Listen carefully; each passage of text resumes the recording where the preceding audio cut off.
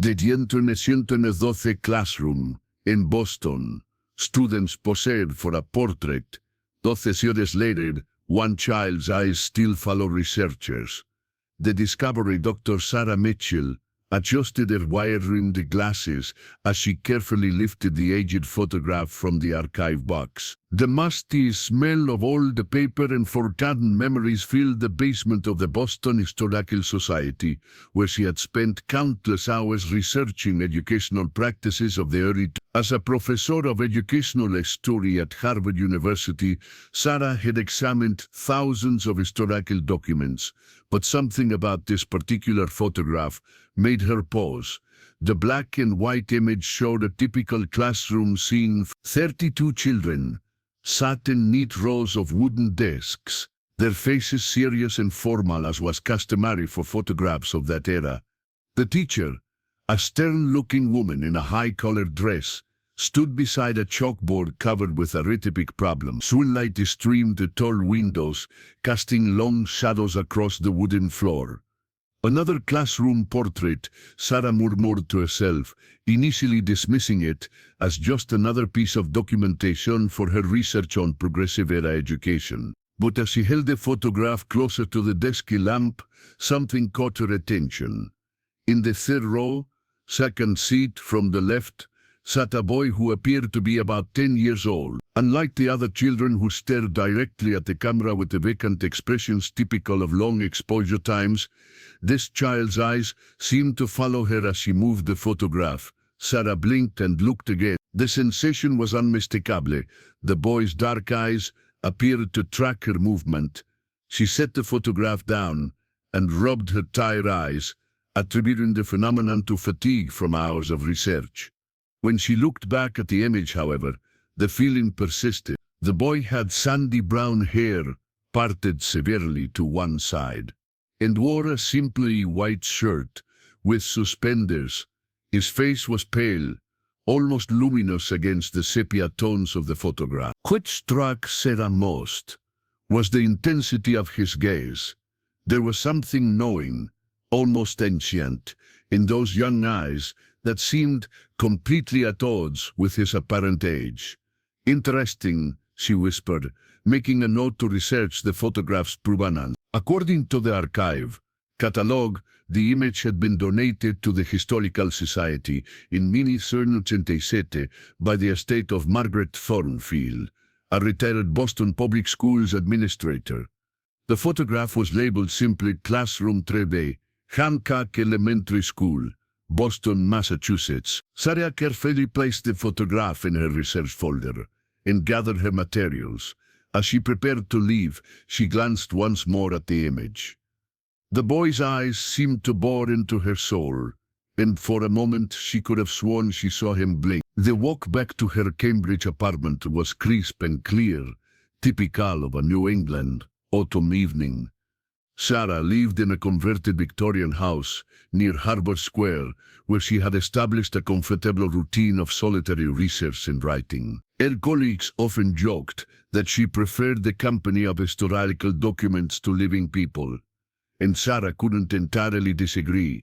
The past felt safer somehow, more predictable than the complexities of modern relationships. That evening, as she prepared dinner in her small kitchen, Sarah found herself thinking about the photograph. She had seen thousands of historical images in her career, but none had affected her quite like this one. There was something about the boy that seemed to reach across the decades, creating a connection that defied rational explanation. After dinner, Sarah spread her research materials across her dining room table. She opened her laptop and began searching for information about Hancock Elementary School. The school had been built in 1889 and served the children of Boston's North End until it was demolished in 1967 to make way for urban renewal projects. Class records from 1912 were sparse, but Sarah managed to locate a few documents that provided some context. The teacher in the photograph was identified as Miss Eleanor Whitmore, a 28-year-old graduate of the Boston Normal School. She had taught at Hancock Elementary for 6 years before leaving the profession in 1915 to marry a local merchant, The class roster for October 1923 listed 32 students ranging in age from 8 to 12 years old. As Sarah scrolled through the names, she tried to match them with the faces in the photograph. Most of the children came from immigrant families. Italian, Irish and Eastern European surnames dominated the list. She found herself repeatedly drawn back to the boy in the third row, wondering which name belonged to him. It was nearly midnight when Sarah finally closed her laptop and prepared for bed. As she turned off the dining room light, she glanced once more at the photograph lying on the table. In the dim light from the hallway, the boy's eyes seemed to gleam with an otherworldly intensity. That night, Sarah dreamed of the classroom. She found herself standing at the back of the room, watching Miss Whitmore conduct a lesson on geography. The children recited their lessons in unison, their voices creating a hypnotic rhythm that seemed to echo through time. But throughout the dream, the boy in the third row never took his eyes off Sarah, as if he knew she didn't belong in his world. Sarah woke with a start, her heart racing. The dream had been so vivid that she could still smell the chalk dust and hear the scratching of pencils on slate boards. She glanced at her bedside clock, 13:17 a.m. Unable to return to sleep, she made her way to the kitchen for a glass of water. As she stood by the window, looking out at the quiet street, Sarah couldn't shake the feeling that something significant had begun. The photograph had awakened something in her, a curiosity that went beyond academic interest. She felt drawn to uncover the story behind those haunting eyes, to understand why this particular child seemed to reach across more than a century to capture her attention. The next morning, Sarah returned to the Historical Society with renewed purpose. She requested access to additional archives related to Hancock Elementary School and began a systematic search for any information about the students in the 1912 photograph. The archivist, an elderly man named Mr. Pemberton, was intrigued by her interest. "The photograph has been here for decades," he told her, as he retrieved additional boxes of documents. "You're the first researcher to show any particular interest in it. Most people are drawn to the more dramatic historical events, the wars, the disasters, the famous figures. But there's something to be said for these quiet moments in history, these glimpses into ordinary lives." Sarah nodded, though she was beginning to suspect that there was nothing ordinary about the boy in the photograph. As she delved deeper into the archives, she began to piece together a picture of life in Boston's North End during the early 1900s. It was a time of great change, as waves of immigrants sought to build new lives in America, while maintaining connections to their ancestral home. The neighborhood around Hancock Elementary was densely populated, with families often crowded into small tenement apartments. Children were expected to contribute to their family's welfare, either through part-time work or by caring for younger siblings. Education was valued, but it was often seen as a luxury that many families could ill afford. As Sarah examined school records and attendance logs, she began to notice patterns. Several students from the 1912 class had perfect attendance records, while others appeared sporadically. But one name appeared on every attendance sheet, never missing a single day: Thomas Blackwood. The name sent a chill down Sarah's spine. She couldn't explain why, but she felt certain that Thomas Blackwood was the boy in the photograph, the child whose eyes seemed to follow her every movement. She made a note to research the Blackwood family and learn more about this mysteriously dedicated student. As the day wore on, Sarah became increasingly absorbed in her research. She barely noticed when other researchers came and went, or when Mr. Pemberton announced that their archives would be closing soon. It wasn't until the lights began to dim that she realized she had spent nearly 8 hours poring over documents. "Find anything interesting?" Mr. Pemberton asked as Sarah gathered her materials. "Perhaps," she replied, carefully placing the photograph back in its protective sleeve. "I'm beginning to think this image might have more stories to tell than I initially realized." As Sarah walked to her car, she felt the weight of the photograph in her bag. The boy's presence seemed to follow her, as if Thomas Blackwood, if that was indeed his name, was somehow aware of her investigation. The rational part of her mind dismissed such thoughts as the product of an overactive imagination, but a deeper instinct suggested that she was on the verge of uncovering something extraordinary. That evening, Sarah sat in her study, surrounded by photocopies of documents and pages of handwritten notes. The original photograph lay before her, and she found herself studying every detail of the boy's face. There was something timeless about his features, something that seemed to transcend the specific moment captured by the camera.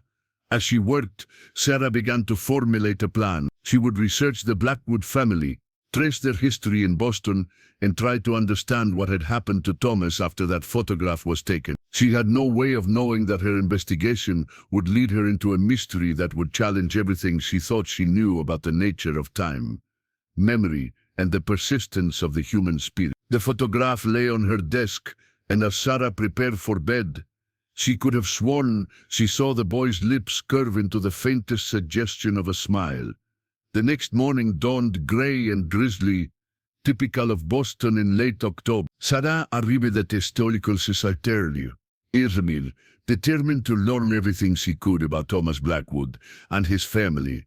Mr. Pemberton greeted her with a knowing smile and directed her to a section of the archives she hadn't yet explored. Birth records, death certificates, immigration documents, explained, gesturing to rows of filing cabinets.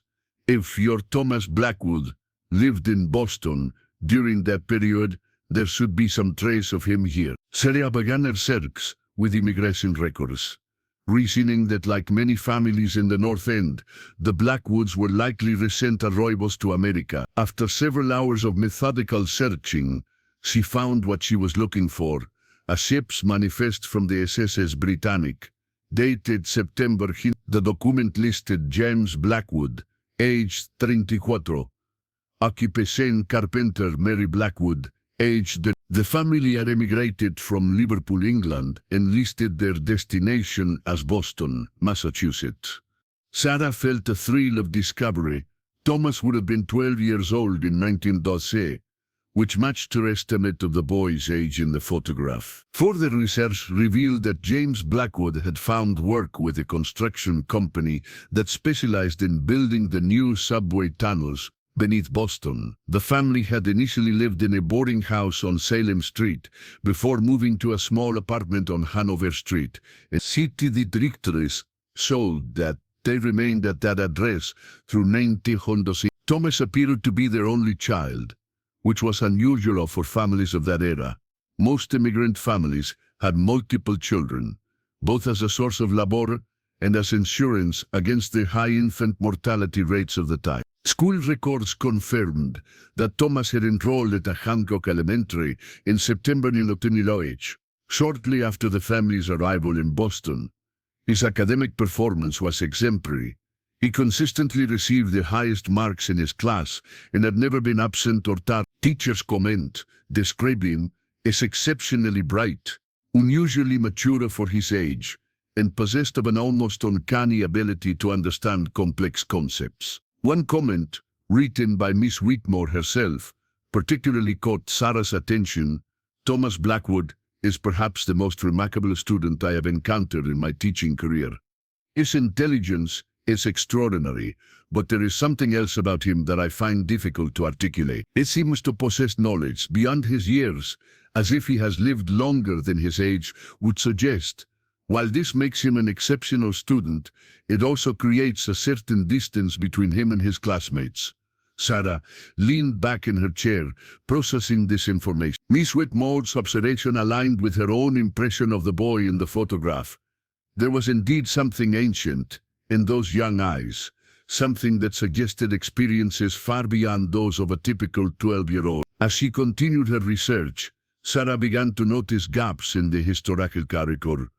While documentation of the Blackwood family was abundant, through 1905, it seemed to disappear abruptly after that date. There were no further entries in city directories, No school records for Thomas beyond his elementary years, and no death certificates for any family members. Intrigued by this mystery, Sarah expanded her search to include newspaper archives. The Boston Globe and other local papers from the period often reported on neighborhood events, accidents, and notable occurrences. If something had happened to the Blackwood family, there might be some mention of it in the press. Her persistence was rewarded when she discovered a small article buried in the back pages of the Boston Mysterious Disappearance in North End. The Boston Police Department is investigating the disappearance of the Blackwood family from their Hanover Street residence. James Blackwood, 41, his wife Mary Train says, and their son Thomas, 15, were last seen on March. Neighbors report that the family appeared to leave their apartment in the middle of the night, taking no possessions with them.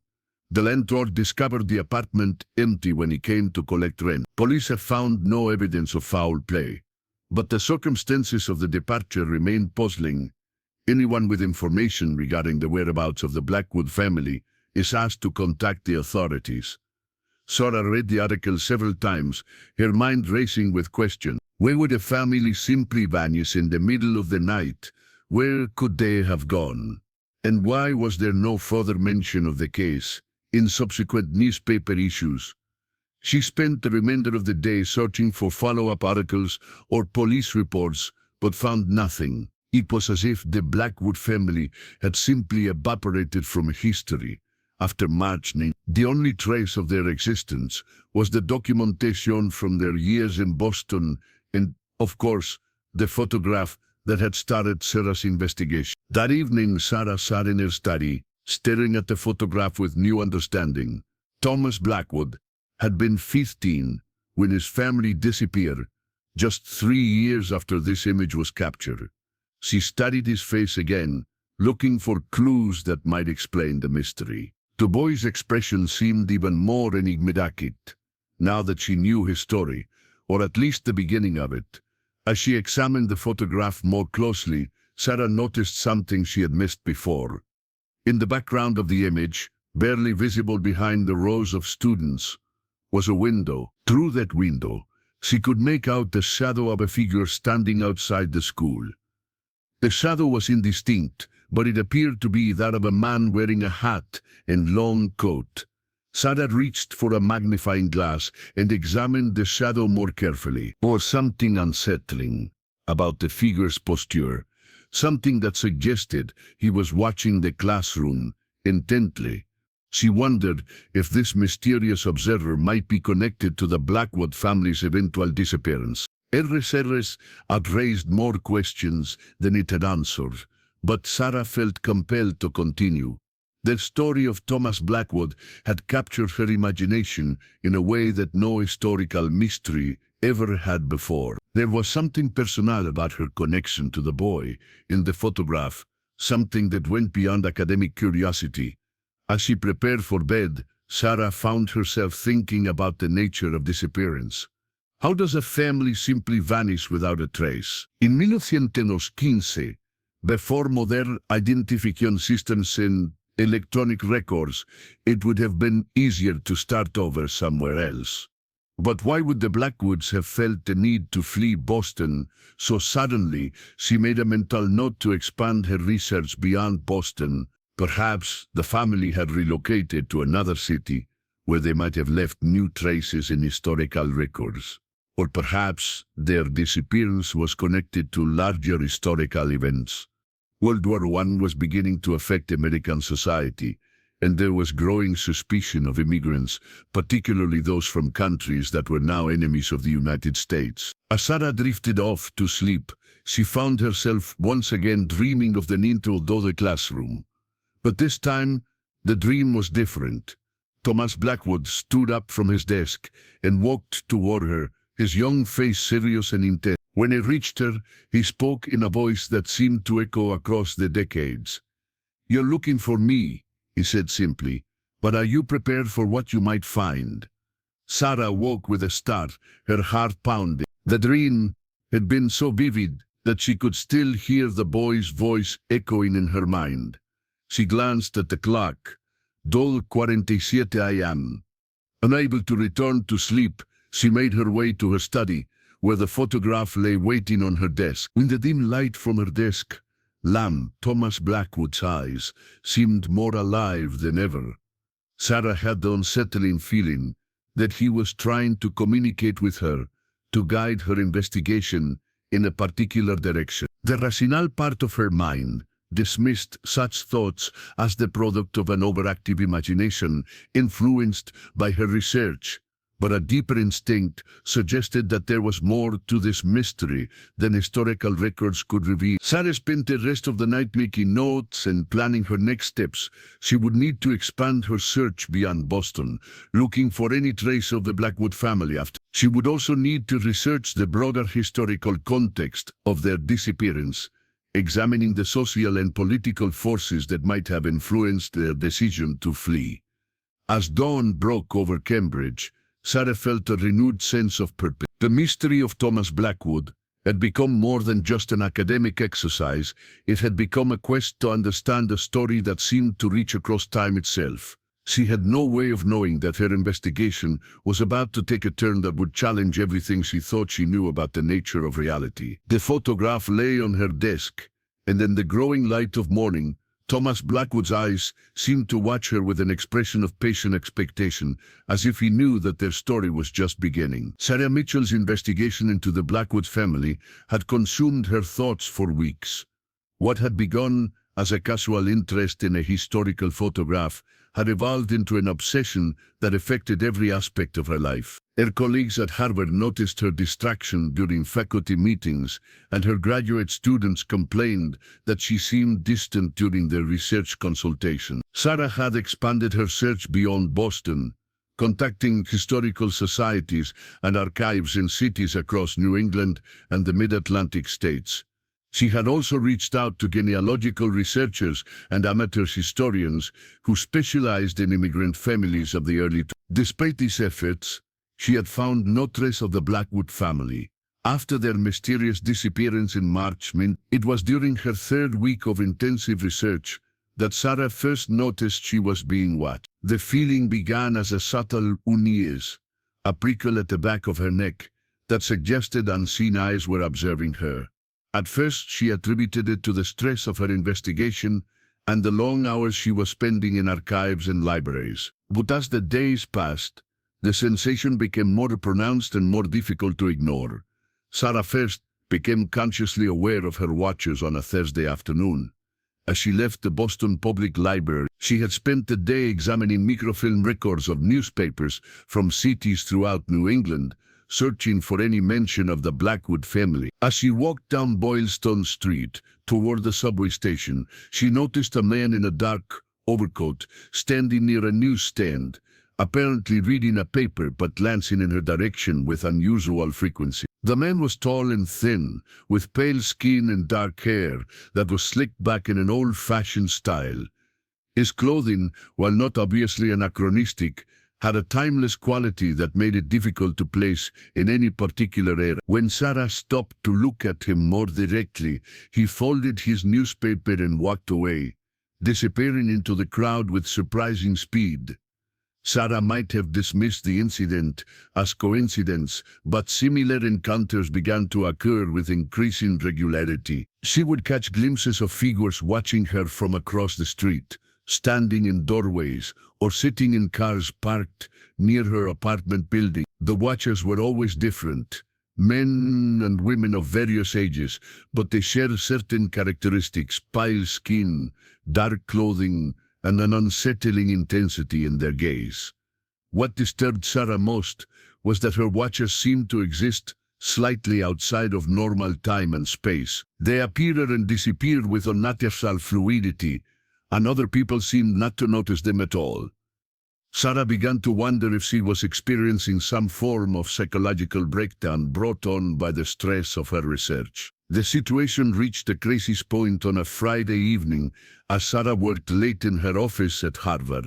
She had been analyzing census records from 1920, hoping to find some trace of the Blackwood family in the post-war documentation. The building was nearly empty, with only the security guard and a few dedicated graduate students remaining.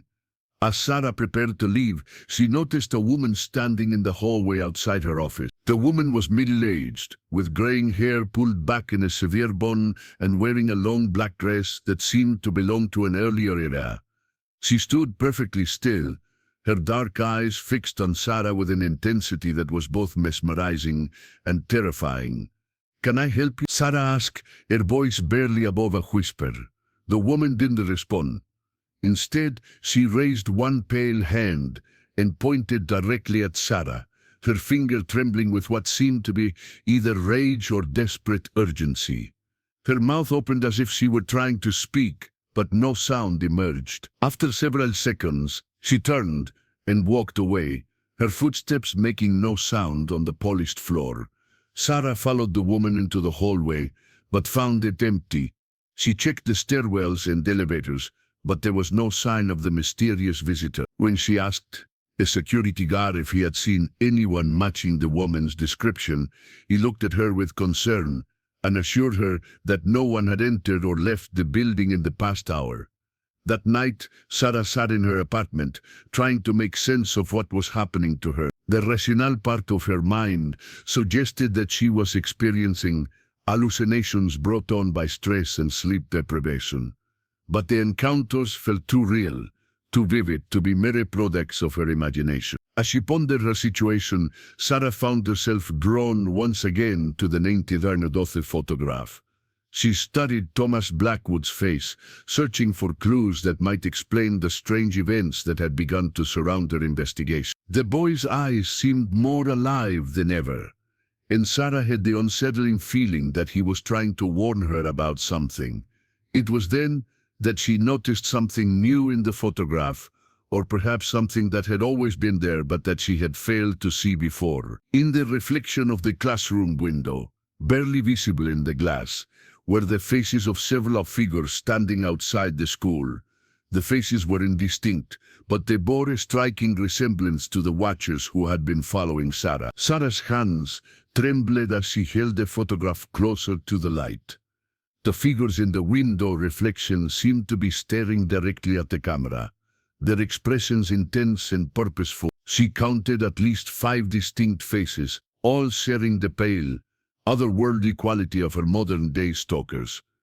The implications of this discovery sent a chill through Sarah's entire body. If the watchers had been present in 1912, observing Thomas Blackwood's classroom, then their interest in the boy predated his family's disappearance by several years. Moreover, their apparent ability to exist across different time periods suggested that they were something far more than ordinary human beings. Sarah spent the weekend researching folklore and legends related to supernatural watchers and otherworldly observers. She discovered numerous accounts from various cultures of beings who existed outside normal time and space, entities that were drawn to individuals who possessed unusual abilities or who were destined to play important roles in historical events. Some traditions spoke of temporal guardians who monitored the flow of time and intervened when necessary to preserve the proper sequence of events. Others describe shadow people who existed in the spaces between moments,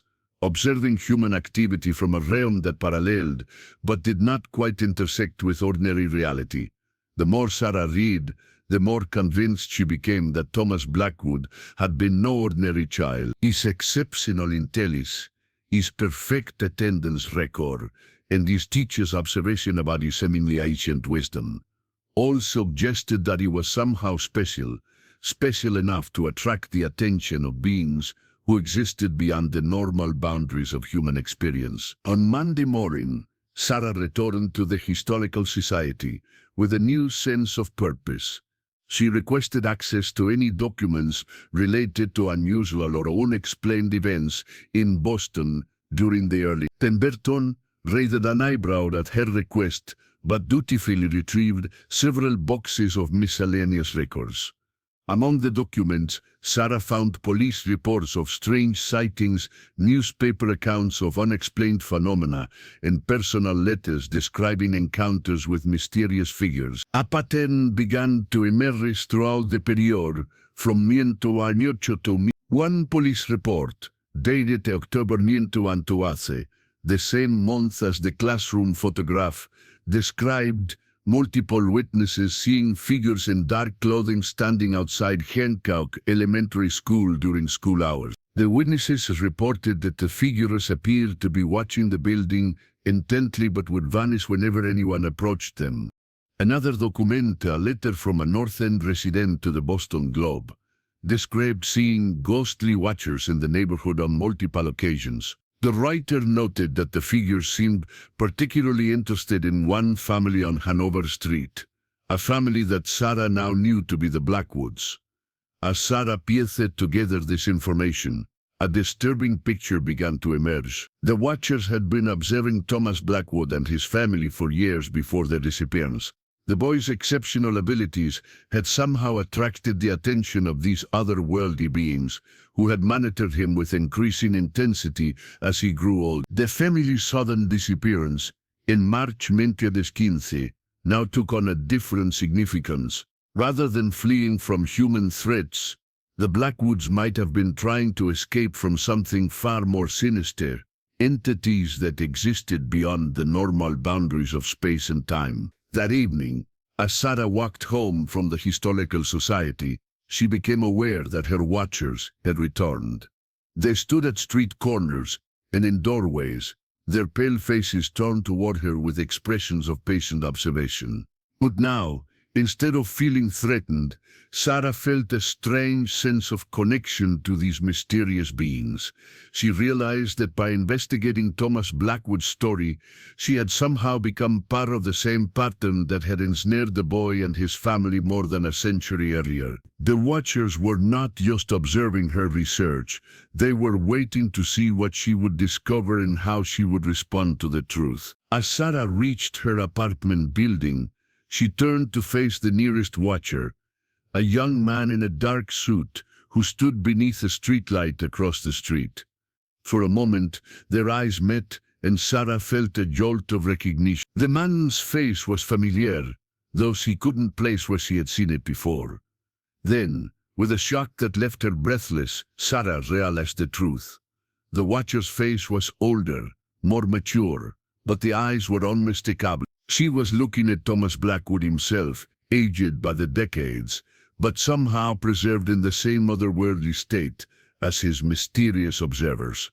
The man Thomas raised his hand in a gesture that might have been a greeting or a warning. Then, like all the others, it faded into the shadows, leaving Sarah alone with the terrible knowledge that her investigation had led her into a mystery that transcended the boundaries between past and present, between the living and something else entirely. Sarah barely slept that night. The revelation that Thomas Blackwood, or someone who bore an uncanny resemblance to him, was among her watchers had shattered her understanding of what she was investigating. She paced her apartment until dawn, trying to reconcile what she had seen with any rational explanation. By morning, Sarah had made a decision. She would return to the Historical Society and examine every document, every photograph, every scrap of evidence related to the Blackwood family and Hancock Elementary School. If Thomas Blackwood had somehow survived into the present day, there had to be clues in the historical record that would explain how such a thing was possible. Mr. Pemberton greeted Sarah with concern when she arrived at the archive. Her appearance had deteriorated over the past few weeks. Her clothes were wrinkled, her hair unkempt, and dark circles shadowed her eyes. She looked like a woman on the verge of a breakdown. "Dr. Mitchell," he said gently, "perhaps you should consider taking a break from your research. You've been working very intensively, and I need to see everything." Sarah interrupted, her voice hoarse from lack of sleep. "Every document you have related to Hancock Elementary, the North End, anything from 908 to 920, there's something I'm missing, something crucial." Mr. Pemberton studied their face for a moment, then nodded slowly. "Very well, but I insist that you allow me to help. You shouldn't be doing this alone." Together, they spent the morning retrieving boxes of documents that Sarah had not yet examined. As they worked, Mr. Pemberton shared his own observations about the materials in the archive. "You know," he said, as he set down a particularly heavy box. "I've been working here for 37 years, and I've always found the early 19th century materials to be unused. There are gaps in the records that don't make sense, documents that seem to have been deliberately removed or destroyed. And then there are the photographs. What about the photographs?" Sarah asked, looking up from a stack of school board minutes. "We have hundreds of classroom photographs from that era, but the one you've been studying is different. It's the only one that people remember after they've seen it. Other researchers have looked at it over the years, and they all ask about it later. They can't forget it, especially that boy in the third row." Sarah felt a chill run down her spine. "How many researchers have asked about it?" "Oh, dozens over the years. Historians, genealogists, even a few people who claim to be psychic investigators. They all become obsessed with that photograph, just like you have." Mr. Pemberton paused in his work and looked directly at Sarah. "There's something else you should know. The photograph wasn't donated in 1967 like the catalog says. It's been here much longer than that." He found references to it in archive logs dating back to the 1940s, but no one seems to know how it originally came to be in our collection. This revelation added another layer to the mystery. If the photograph had been in the Historical Society's collection for decades, why had the catalog been changed to show a more recent donation date? And who had been responsible for preserving the image for so long? Sarah spent the afternoon examining documents she had not previously seen. Among them was a folder marked "Unusual Incidents, North Indians, Nientes. Multiple witnesses had reported seeing children who appeared to age backwards, growing younger over the course of several months before disappearing entirely. There were accounts of families who seemed to exist in multiple time periods simultaneously, with neighbors reporting seeing the same people at different ages in different locations around the city. Most disturbing of all was a series of letters from Dr. Edmund Hardwell, a physician who had practiced in the North End during that period. Dr. Hardwell wrote extensively about what he called temporal anomalies affecting certain residents of the neighborhood. In one letter dated, Hardwell wrote, "I have observed several cases of individuals who appear to exist in a state of temporal flux. They age at irregular rates, sometimes appearing younger than they were months earlier. The most remarkable case involves a young boy named Thomas Blackwood, whom I have been observing for the past 2 years. The child demonstrates intellectual capabilities far beyond his apparent age, and I have documented instances where he has displayed knowledge of events that have not yet occurred. I fear that these anomalies may be connected to some larger disturbance in the fabric of time itself." Sarah's hands trembled as she read Dr. Hardwell's account.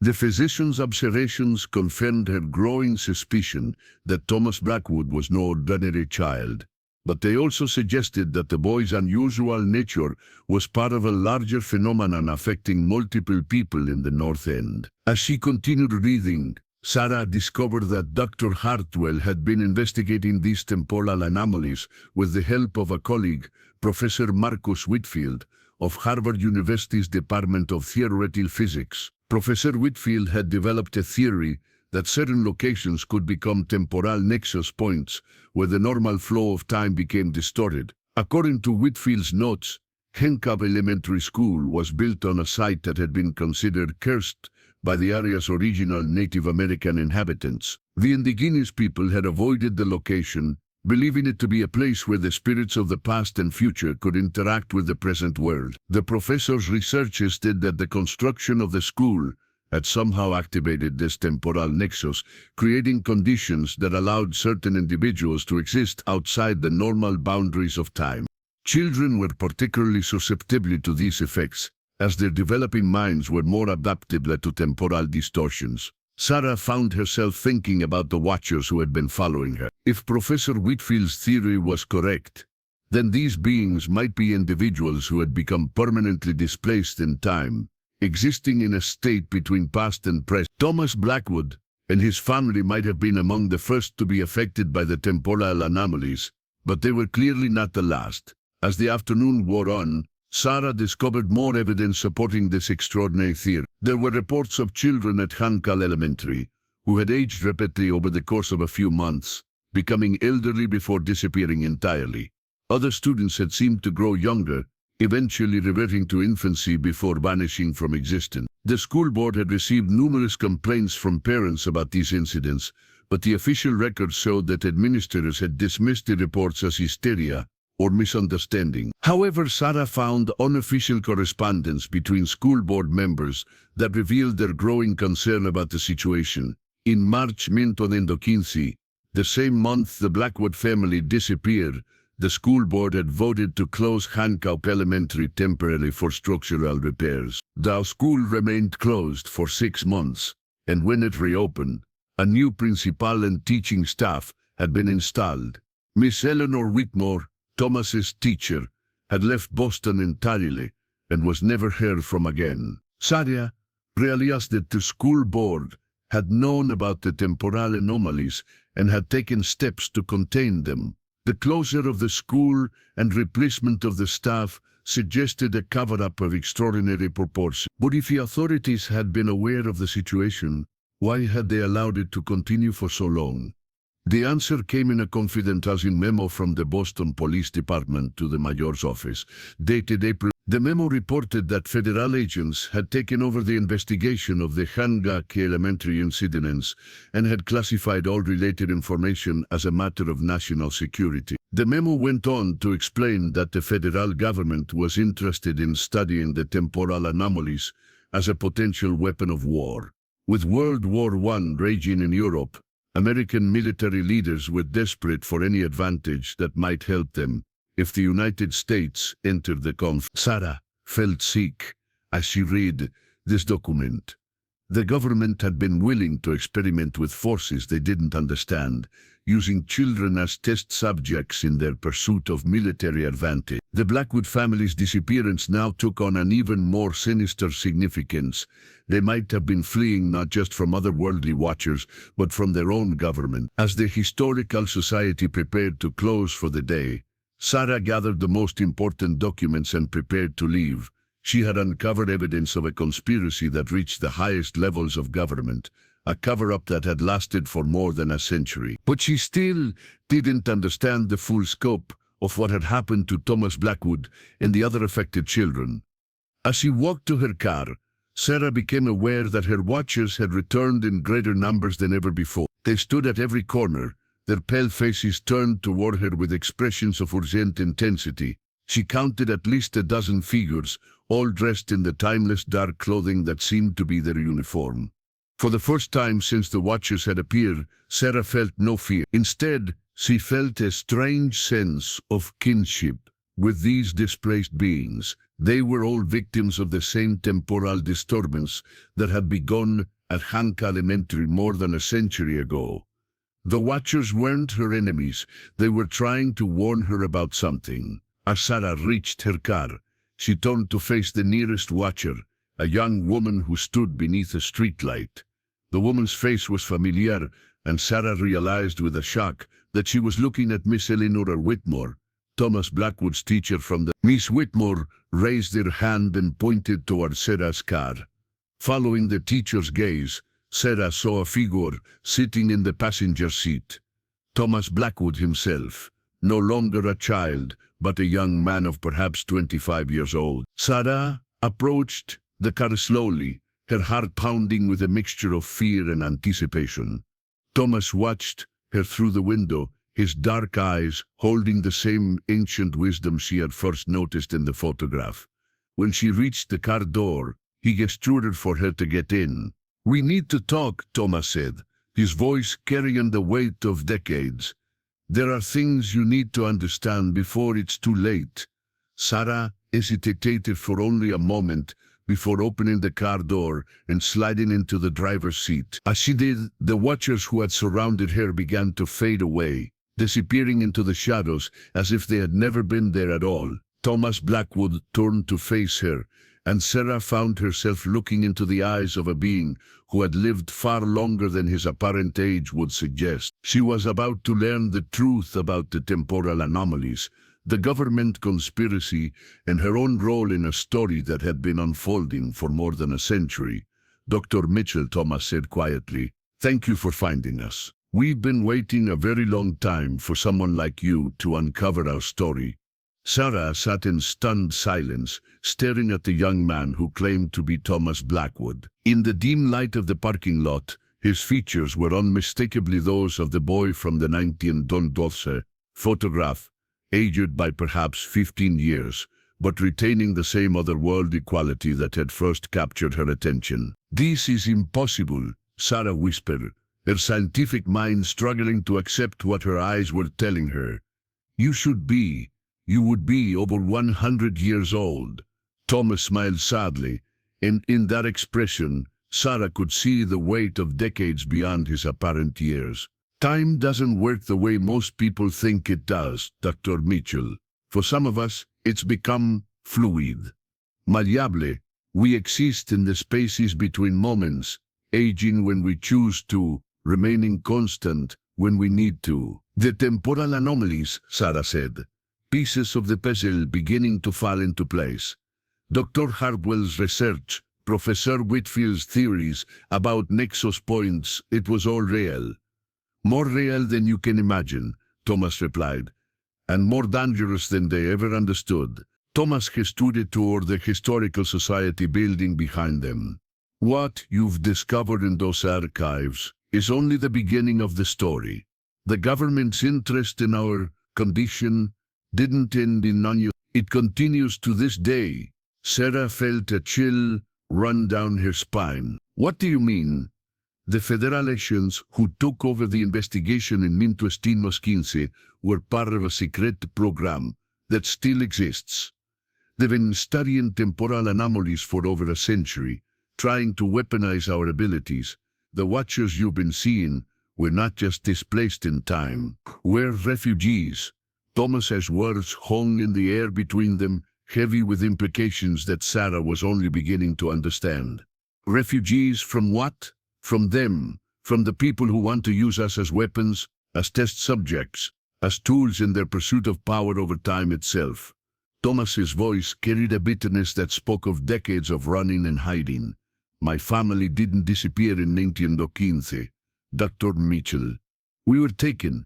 The revelation hit Sarah like a physical blow. "Taken by the government, by agents working for a program that officially doesn't exist. They told us we were being relocated for our own safety, that the temporal disturbances around Hancock Elementary had made us targets for foreign spies. We believed them at first." Thomas stared out the car window, his eyes distant with memory. "They took us to a facility in the mountains of New Hampshire. It looked like a hospital, but it was really a laboratory. They wanted to understand how we could manipulate time, how we could exist outside its normal flow.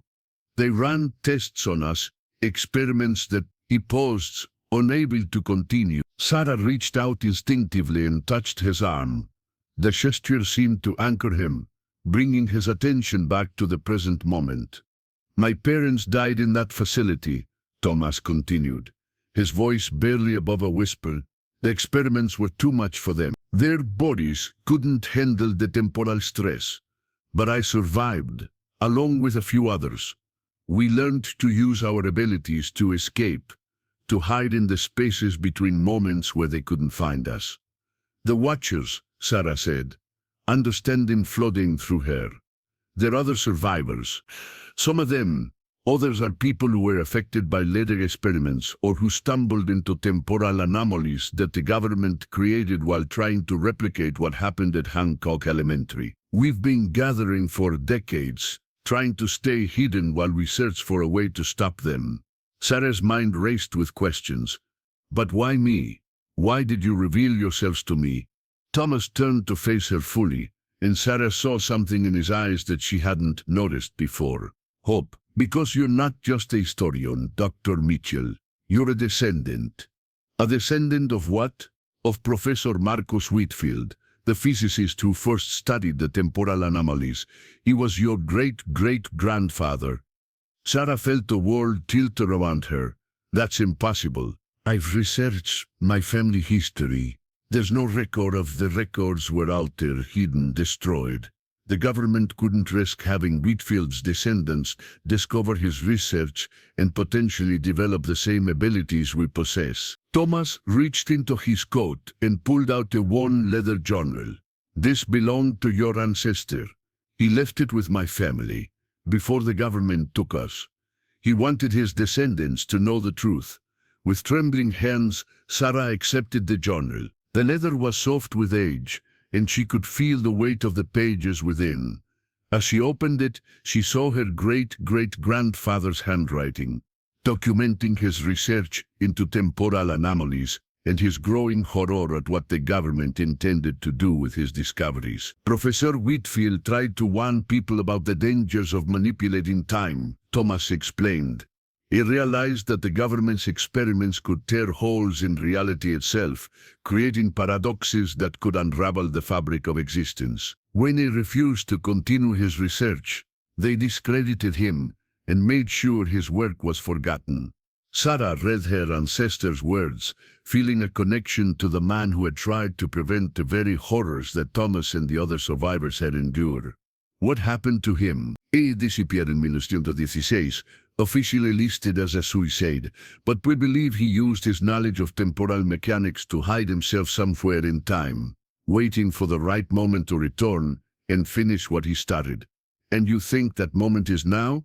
Thomas nodded. The government's experiments have been escalating. They've created artificial temporal nexus points in cities across the country, trying to produce more people like us. But their methods are crude, dangerous. They're creating tears in time that could eventually destroy everything. Sarah closed the journal and looked at Thomas with new understanding. You want me to continue his work, to find a way to stop them. We want you to help us save everyone. The survivors, the people they're experimenting on, and the world itself. Professor Whitfield's research contains the key to stabilizing temporal anomalies and closing the tears in reality.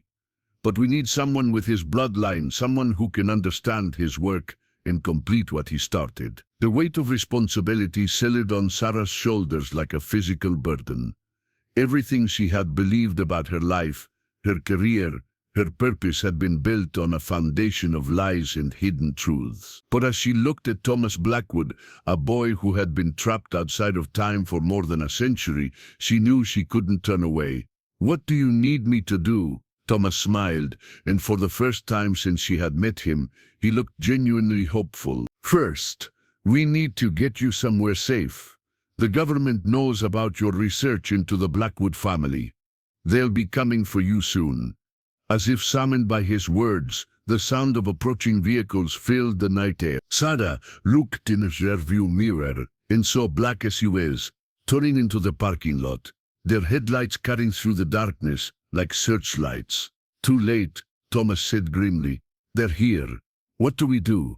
Thomas reached out and took Sarah's hand. Hold on tight, and whatever you do, don't let go. The world around them began to blur and shift, colors bleeding together like watercolors in the rain. Sarah felt a sensation of movement without motion, as if she were falling through space and time simultaneously. The parking lot, the historical society, the approaching vehicles, everything faded away into a swirling vortex of light and shadow. When the sensation stopped, Sarah found herself standing in a place that defied description. They were in what appeared to be a vast library, with shelves stretching impossibly high in all directions. But the books on the shelves seemed to shift and change as she watched, their titles rewriting themselves in languages she didn't recognize. Welcome to the archive, Thomas said, releasing her hand. This is where we've been hiding, in the spaces between moments. Here, we can plan our next move without fear of discovery. Sarah looked around in wonder and terror. She had stepped through the looking glass into a world where the normal rules of reality no longer applied. But as she thought about the government agents who had been pursuing them, and the experiments that were tearing holes in the fabric of time itself, She realized that this strange new world might be the only place where they could find the answers they needed. The real adventure was just beginning. The archive existed in a state of perpetual twilight, illuminated by a soft, sourceless light that seemed to emanate from the very air itself. As Sarah's eyes accosted to her surroundings, she began to notice details that defied conventional understanding of space and physics. The library shelves stretched not just upward, but in directions that shouldn't have been possible, creating a three-dimensional maze of knowledge that seemed to fold in on itself.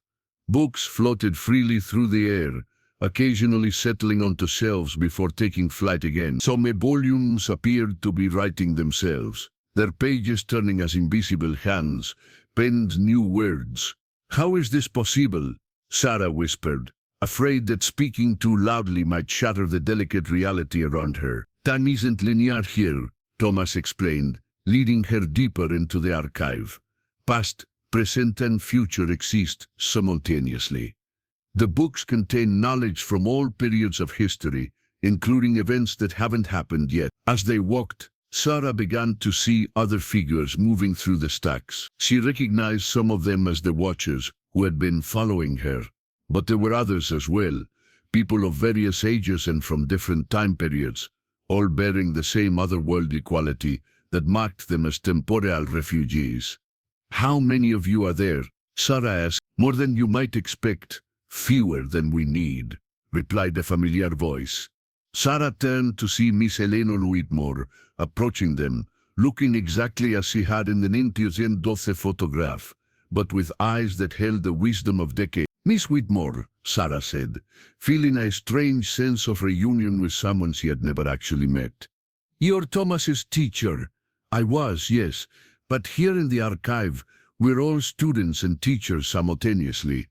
Eleanor gestured to the floating books around them. "We've spent decades gathering knowledge, trying to understand the full scope of what the government has done and how we might stop it." Thomas led them to a circular reading area where several other refugees had gathered around a large table covered with documents, photographs, and strange instruments that seemed to shimmer with temporal energy. Sarah recognized some of the faces from historical photographs she had studied, while others were completely unfamiliar. "Dr. Mitchell," Thomas said, addressing the group, "I'd like you to meet the Council of the Archive.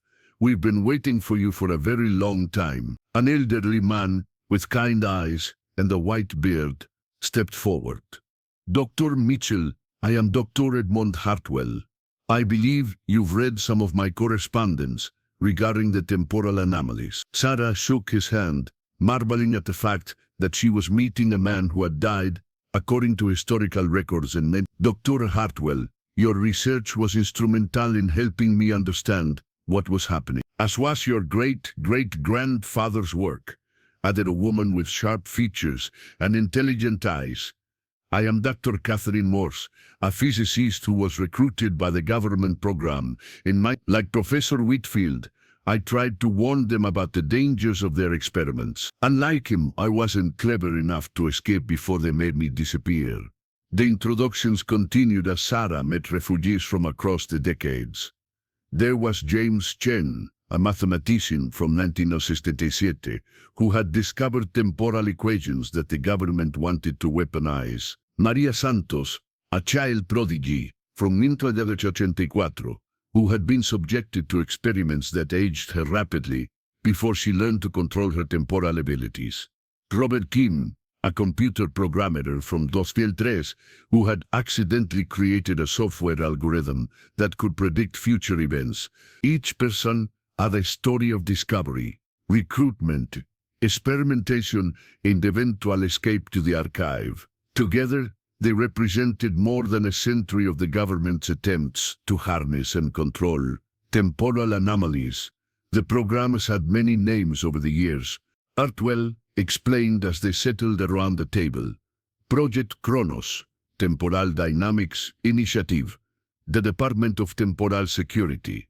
But the goal has always been the same, to create weapons that can manipulate time itself. Thomas pulled out a large map that seemed to be constantly updating itself, showing locations across the United States, marked with various symbols.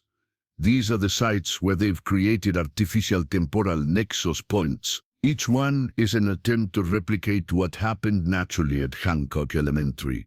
Sarah studied the map, noting that the marked locations included major cities, military bases, and research facilities. How many people have been affected? Thousands, Eleanor said quietly. Most don't survive their initial exposure to temporal distortion. Those who do are either recruited into the program or eliminated to prevent them from revealing what they've experienced. Dr. Morse leaned forward, her expression grave. But the real danger isn't to the individuals who are affected. The artificial nexus points are creating instabilities in the fabric of time itself. Reality is developing. She gestured to one of the strange instruments on the table, which displayed a three-dimensional representation of temporal flow. Sarah could see areas where the normal stream of time appeared fractured, with jagged lines indicating breaks in the continuum. If these cracks continued to spread, Dr. Morse continued, they could eventually cause a complete temporal collapse.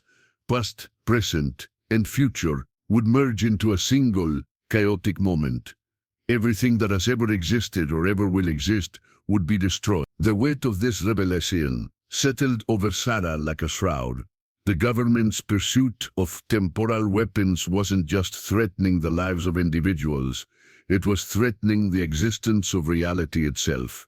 That's where you come in, Thomas said, pulling out Professor Whitfield's journal. Your great-great-grandfather discovered a way to stabilize temporal anomalies and seal the cracks in time. But his research was incomplete when he disappeared.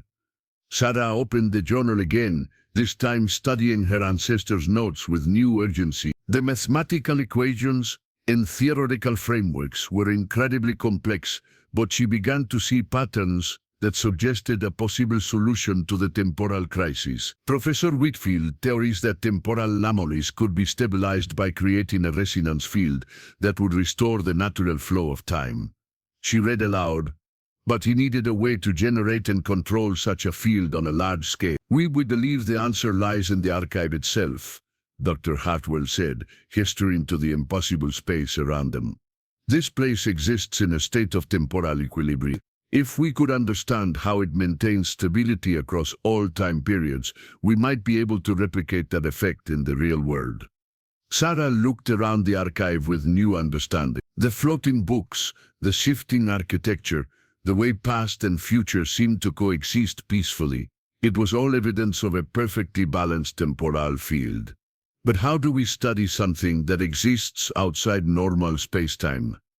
Maria Santos, the former child prodigy, smiled and pulled out what appeared to be a crystalline device that pulsed with soft light. We've been working on that for decades. This is a temporal resonance detector. It can measure the frequency at which time flows in any given location. She activated the device, and Sarah watched as holographic displays showed the temporal signatures of everyone in the archive.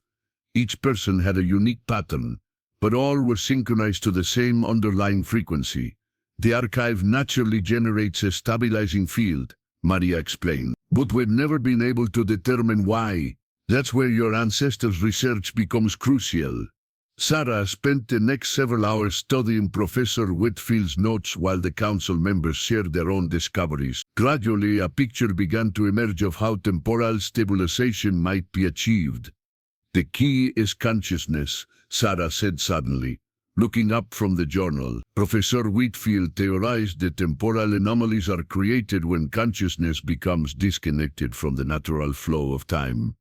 The stabilizing field doesn't just affect space-time, it harmonizes the consciousness of everyone within it. Thomas nodded excitedly. That's why the archive works. We're all here by choice, all focused on the same goal. Our collective consciousness creates the stability, but how do we apply that on a global scale?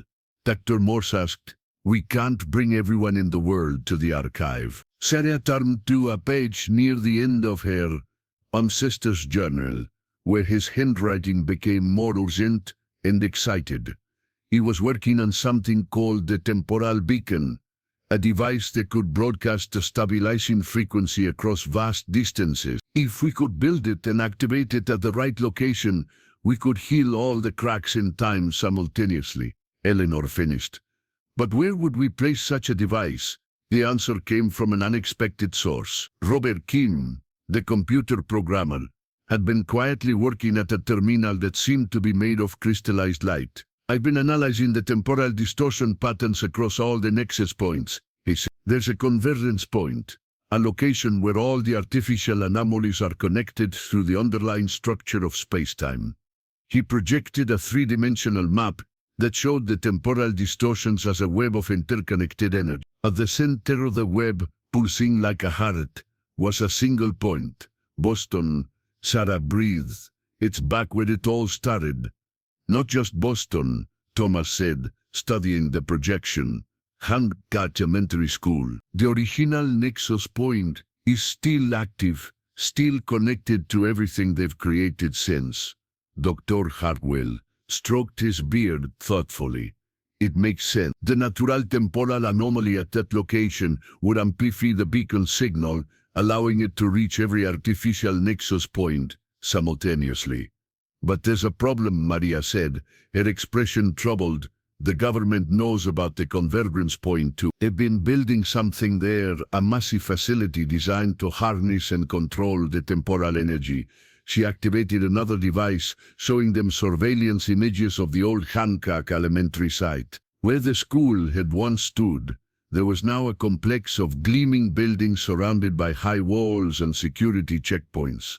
The temporal command center, Dr. Morse said grimly. We've been monitoring its construction for years. They plan to use it as the control hub for all their temporal weapons. Sarah felt a chill as she realized the implications.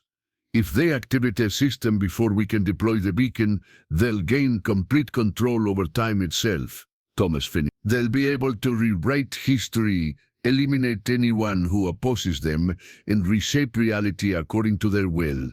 The council fell silent as the magnitude of their situation became clear. They were racing against time, literally, to prevent a catastrophe that would destroy not just their world but all possible worlds. When do they plan to activate their system? Sarah asked. Robert's fingers flew over his crystalline terminal as he accessed information from across the temporal network. According to their internal communications, in 72 hours. 3 days. They had 3 days to build a device based on century-old, theoretical research, infiltrate the most secure facility in the world, and save reality itself from collapse. Can we do it? Sarah asked, looking around at the faces of the council. Thomas smiled, and for the first time since she had met him, he looked like the 12-year-old boy from the photograph. Dr. Mitchell, we've been preparing for this moment for over a century. We have the knowledge, the tools, and most importantly, we have you. Eleanor placed a gentle hand on Sarah's shoulder. Your ancestor may have started this journey, but you're the one who will finish it. The question is, are you ready? Sarah looked down at Professor Whitfield's journal, then around at the impossible archive where past and future coexisted in perfect harmony. She thought about the government agents who had been pursuing her, the experiments that had torn families apart, and the cracks in reality that threatened to destroy everything. Yes, she said firmly. Let's save time itself. The preparation for their mission took place in a section of the archive that Sarah had not seen before, a workshop where the refugees had spent decades developing tools and technologies that existed nowhere else in the universe. Here, crystallized time served as building material, and devices were powered by the pure energy of temporal flow. Sarah worked alongside Maria Santos and Dr. Morse to construct the temporal beacon, using her great-great-great-grandfather's designs as a blueprint. The device resembled a complex crystalline sculpture, with geometric patterns that seemed to shift and change as they built it. Each component had to be precisely calibrated to generate the specific frequency needed to stabilize temporal anomalies. The beacon will only work if it's activated by someone with a direct genetic connection to Professor Whitfield, Dr. Morse explained as they made final adjustments to the device. Your DNA carries the same quantum resonance patterns that he discovered. That's why the government has been so interested in tracking down his descendants. Meanwhile, Thomas and the other refugees planned their infiltration of the Temporal Command Center. The facility was heavily guarded and protected by temporal seals that would prevent them from simply appearing inside using their abilities.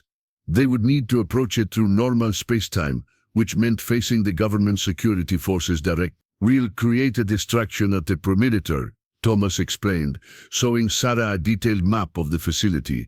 "While their attention is focused on us, you'll need to get the beacon to the central chamber where the original Nexus point is located." Eleanor approached them with a concerned expression. "I've been monitoring government communications. They know we're coming. They've accelerated their timeline. They plan to activate their system in 18 hours, not 72.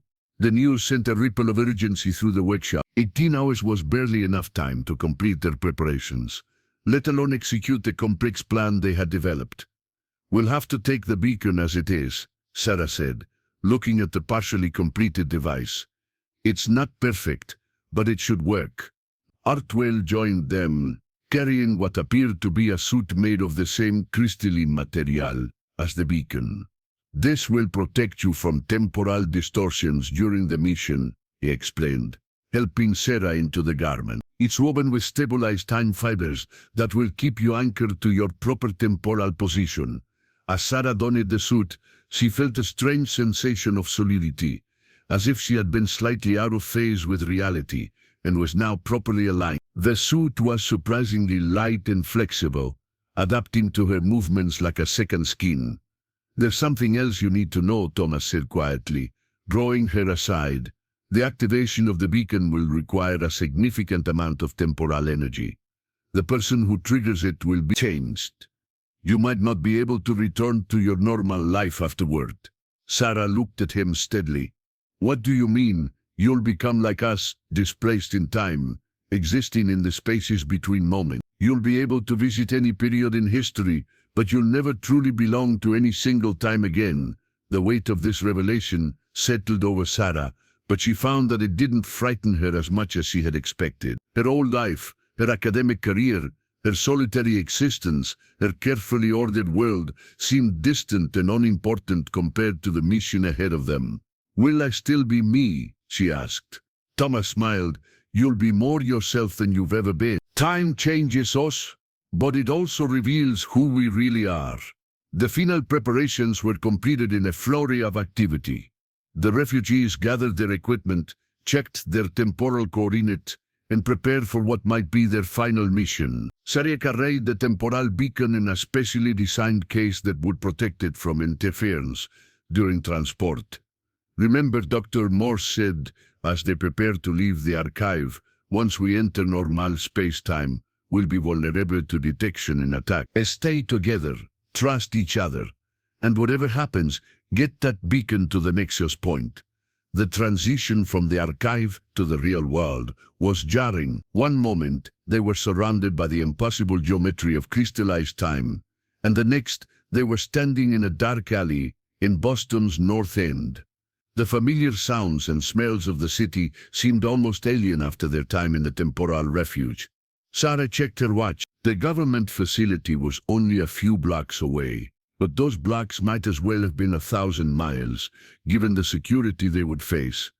The team moved through the empty streets with practiced stealth. Thomas led the way, using his temporal abilities to scout ahead and detect any government agents who might be waiting for them. The other refugees spread out in a protective formation around Sarah, ready to defend the beacon at all costs. As they approached the Temporal Command Center, Sarah could see the imposing structure that had been built on the site of Hancock Elementary School. The facility was a stark contrast to the humble brick schoolhouse that had once stood there, gleaming metal and glass towers surrounded by walls topped with razor wire and energy barriers.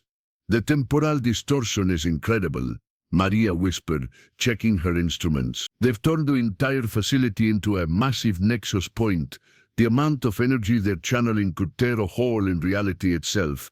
Alarms began to sound as the facility's sensors detected their approach. Spotlights swept the area, and Sarah could see armed guards taking positions along the perimeter walls. "So much for stealth," Thomas said grimly. "Everyone ready?" The refugees nodded, their faces set with a determination. They had waited more than a century for this moment, and they would not be stopped now.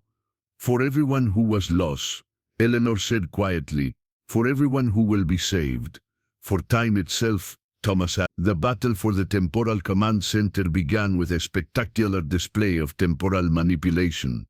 The refugees used their abilities to create localized time distortions, slowing bullets to a crawl, and aging security barriers until they crumbled to dust. Government agents responded with weapons that fired temporal disruptor beams, trying to establish the refugees' connection to the time stream. Sarah ran through the chaos, clutching the beacon case as explosions of temporal energy lit up the night sky around her. The crystalline suit protected her from the worst effects of the temporal weapons, but she could feel reality bending and warping. As the two forces clashed, Thomas appeared beside her, his young face grim with concentration, as he deflected a disruptor beam. "The central chamber is in the main towers," he shouted over the noise of battle. "I'll clear a path." Together, they fought their way through the facility's defenses. The government had prepared for this assault, but they had underestimated the determination and abilities of the temporal refugees. One by one, the security barriers fell as the refugees pressed forward. The central chamber was a vast circular room, dominated by a massive crystalline structure that pulsed with temporal energy. Sarah recognized it immediately as an artificial version of the natural Nexus Point that had once existed beneath Hancock Elementary. But where the original had been a gentle convergence of temporal streams, this was a violent maelstrom of controlled chaos. The beacon, Morse called out to she and the others, "Secure the chamber. Activate it now before they can stop us." Sarah opened the case and lifted out the temporal beacon. The device hummed with potential energy, its crystalline structure resonating with the temporal field that surrounded them. She could feel her great-great-great-father's presence in the device, his century-old research finally coming to fruition. As she approached the artificial Nexus Point, Sarah felt the weight of history pressing down upon her. Every choice, every discovery, every sacrifice that had led to this moment seemed to converge in the crystalline structure before her. "Sarah," Thomas called out, "government reinforcements are coming. You have to do it now." Sarah places the beacon at the center of the Nexus Point and pressed her hands against its surface. The device responded to her touch, recognizing the quantum patterns in her DNA that marked her as Professor Whitfield's descendant. Light exploded from the beacon as it activated, sending waves of stabilizing energy racing through the temporal network. Sarah felt the power flowing through her, connecting her to every moment in time, every possibility that had ever existed or ever would exist. The artificial Nexus points around the world began to resonate with the beacon's frequency, their chaotic energies gradually harmonizing into a stable pattern. The cracks in reality started to heal as the natural flow of time reasserted itself. But the process came at a cost. Sarah felt herself being pulled into the time stream, her consciousness expanding across multiple temporal dimensions. She was becoming something more than human, something that existed in all time simultaneously. As the transformation completed, Sarah found herself standing in the archive once again. But now she could see it for what it truly was, not a refuge from time, but a Nexus Point where all possibilities converge. The other refugees were there with her, their faces shining with joy and relief. "It's done," Thomas said, his voice filled with wonder. "The temporal network is stable. Reality is safe." Sarah looked down at her hands and saw that they flickered between different ages, sometimes young, sometimes old, sometimes translucent, with temporal energy. She was no longer bound to a single moment in time, but she found that she didn't mourn the loss of her linear existence. "What happens now?" she asked. Eleanor smiled. "Now we become the guardians of time itself. We watch over the temporal streams, making sure that the mistakes of the past are never repeated. Through the archive's windows, which showed views of every period in history, Sarah could see the world healing from the damage that had been done. The government's temporal weapons were powerless now, their artificial nexus points transformed into sources of stability rather than chaos. In the distance, she could see the spirits of those who had been lost to the temporal experiments, her great-great-grandfather among them, finally at peace knowing that their sacrifices had not been in vain. Sarah Mitchell, professor of educational history, had become something far greater than she had ever imagined. She was now Sarah Whitfield, guardian of time, protector of reality itself, and in the 1912 photograph that had started her journey, the boy in the third row no longer watched with ancient, knowing eyes. Thomas Blackwood was finally free to be a child again. His vigil ended, his purpose fulfilled. The classroom was just a classroom, the photograph just a moment captured in time, as it should be. But in the archive between moments, the guardians continued their eternal watch, ensuring that time would flow as it was meant to and that the future would always have a chance to unfold. The story had ended where it began, in a Boston classroom where children learned about the world. But now, thanks to Sarah's courage and sacrifice, they would have a world to learn about for all the generations to come. In the quantum font that underlies reality, Professor Marcus Whitfield's equations finally balanced, and time itself breathed a sigh of relief. The watchers were watching still, but now they watched with love instead of fear, guardians of the precious gift of existence itself. And somewhere in the float of time, a 12-year-old boy named Thomas Blackwood smiled and returned his attention to his arithmetic lesson, free at last to be exactly what he was meant to be, a child with his whole life ahead of him.